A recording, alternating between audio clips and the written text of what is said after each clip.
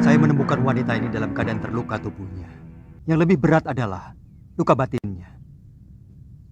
Dan pemuda ini adalah murid saya, yang saya ingin titipkan kepada guru.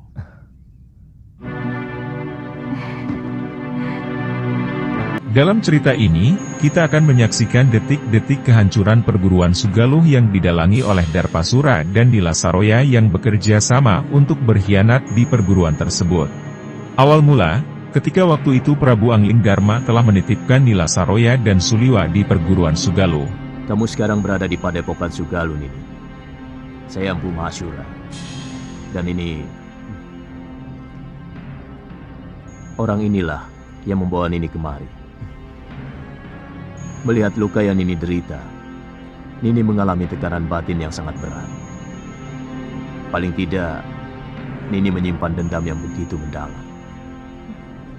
Dua-duanya. Sebelum tubuh sudah manik ucabik-cabik dan darahnya untuk meramas rambut saya, dendamku tidak akan pernah hilang. Dan setelahnya Prabu Angling Darma kemudian melanjutkan pengembaraannya lagi. Dikala itu Suliwa yang mempunyai keahlian meracik ramuan obat merasa senang berada di Padepokan Sugaluh. Di sana ia dapat belajar banyak hal yang selama ini tidak dimilikinya. Salah satunya belajar ilmu bela diri kepada Empu Mahasura, guru sekaligus pengasuh Padepokan serta didampingi Galuh Parwati anaknya.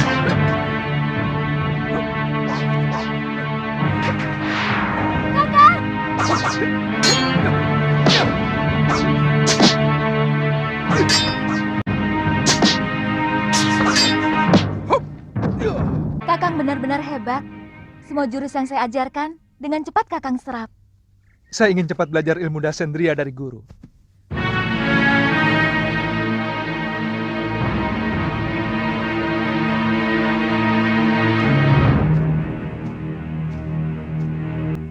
Dari mana kau tahu ilmu itu? Dari Tuan Pendekar Kelana. Saya melihat sendiri kehebatan ilmu itu. Tidak gampang untuk mempelajari ilmu dewa itu, Suliwa. Dia sangat membutuhkan kecerdasan dan daya ingat yang luar biasa.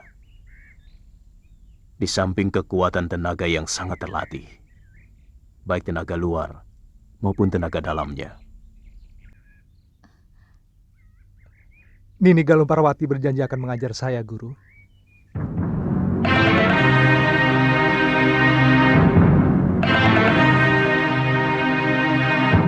Berlatihlah lebih keras lagi.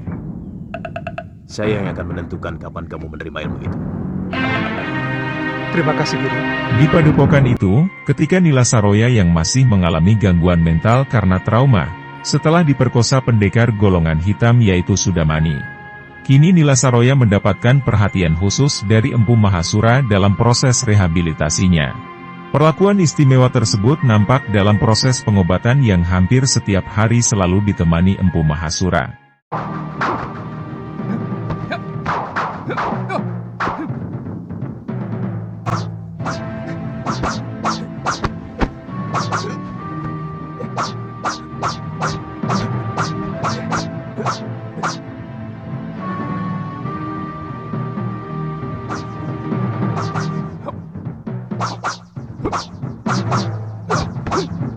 Suliwa ternyata telah mampu melakukan ilmu dasendria.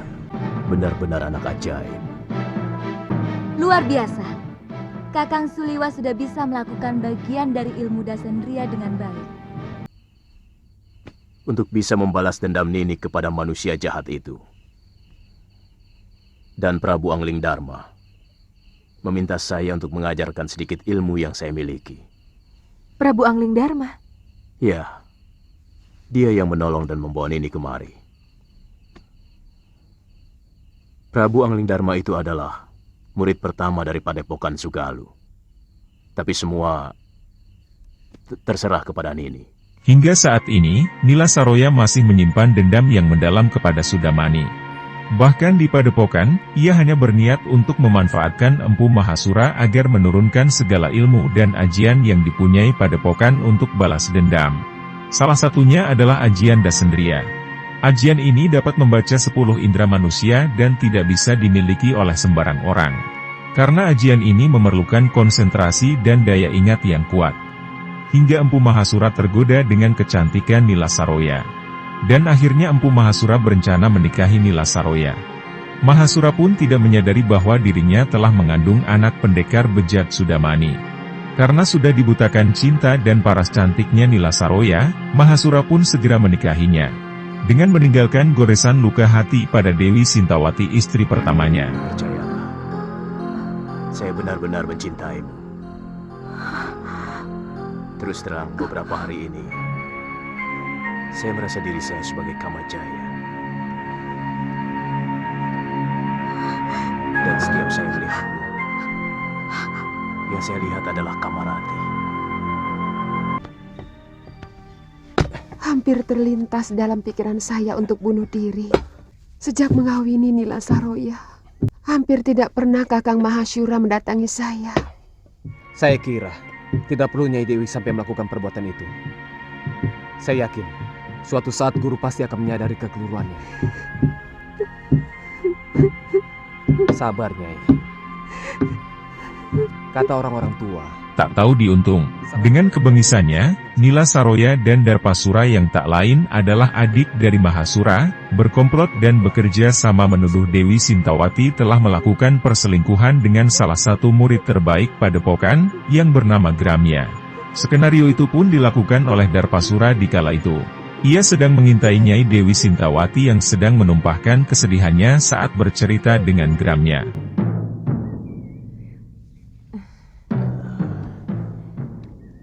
Sebaiknya Nini tidak usah ikut latihan. Saya takut kandungan Nini akan keguguran. Terus terang, dari Ninilah saya mengharapkan anak laki-laki yang begitu saya dambakan. Apa yang kamu dengar? Terus terang, saya tidak tahan mendengarnya, Biung. Semua murid Padepokan menggunjingkan Biung telah berselingkuh dengan Gramya. Jagat Dewa Batara, fitnah apa lagi yang harus saya terima? Apa salah saya?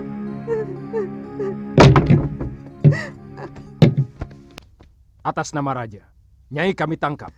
Apa salah saya? Nyai telah dituduh melakukan perselingkuhan. Hingga akhirnya hal tersebut membuat Dewi Sintawati diserahkan ke Adiaksa Sedayu untuk mendapatkan hukuman peradilan dan dibuang ke Pulau Momongan.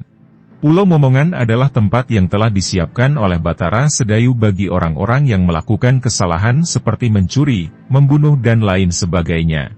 Di pulau tersebut banyak orang yang tidak betah karena tempatnya wingit dan diisi banyak hewan buas. Jangan ikut campur, Nini. Kamu bisa dituduh melawan Raja. Dan hukumannya, kamu akan dibuang ke Pulau Dia Momongan. Biung saya. Tuan harus memberitahu Bapak lebih dahulu sebelum membawa Biung. Sudah, Galuh. Ayahmu sudah tahu. Biungmu pantas menerima hukuman karena dia telah menyiramkan kotoran ke Padepokan Sugaluh. Bohong! Paman telah memfitnah Biung.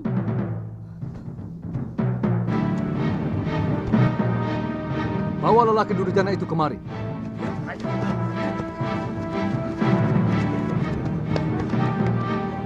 Galuh Parwati, putri sematawayang Empu Mahasura dan Dewi Sintawati pun masih tidak percaya dengan apa yang terjadi pada biungnya tersebut. Hingga akhirnya, bersama Suliwa ia mencari tahu apa yang sebenarnya terjadi. Kecurigaan Galuh Parwati tertuju pada Nila Saroya dan pamannya sendiri yaitu Darpasura. Karena sejak awal paman Darpasura sangat dekat dengan Tumenggung Sedayu, di mana sang Tumenggung menginginkan murid-murid Padepokan Sugaluh menjadi abdi dalam dan algojonya. Tetapi sikap tegas ditunjukkan oleh Empu Mahasura dengan menolak hal tersebut. Saya tidak merasa melakukan perbuatan tercela itu. Kalau saya dekat dengan Gramya, karena dialah orang satu-satunya yang mengerti perasaan saya. Karena dia kekasihmu, bukan? Darpasura melihat kalian berpelukan, bermesraan. Bohong! Itu fitnah, Tuan Adiaksa. Kami tidak pernah melakukan perbuatan serendah itu. Tapi Gramya sudah mengakui perbuatannya.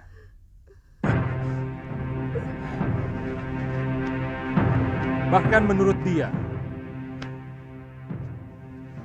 sudah beberapa kali melakukan hubungan badan dengan Nyai Dewi. Hamba dipaksa untuk mengakui semua perbuatan yang tidak pernah hamba lakukan, Gusti Adiaksa. Katakan, siapa yang telah memaksamu, Gramya?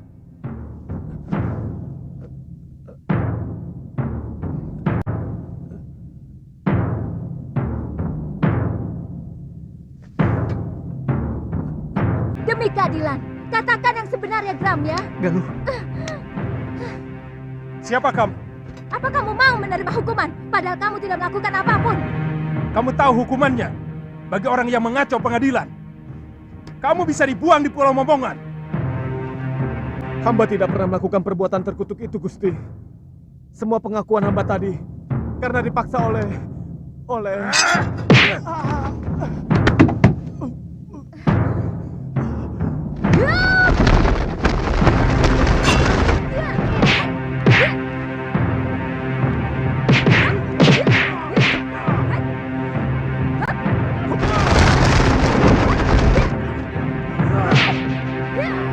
Prajurit, tangkap kedua bajingan itu.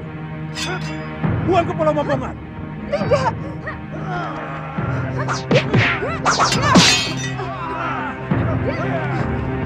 Galuh, lari. Cepat. Tunggu. Aku yang bertanggung jawab, bukan mereka. Tenang Tuan Adiaksa.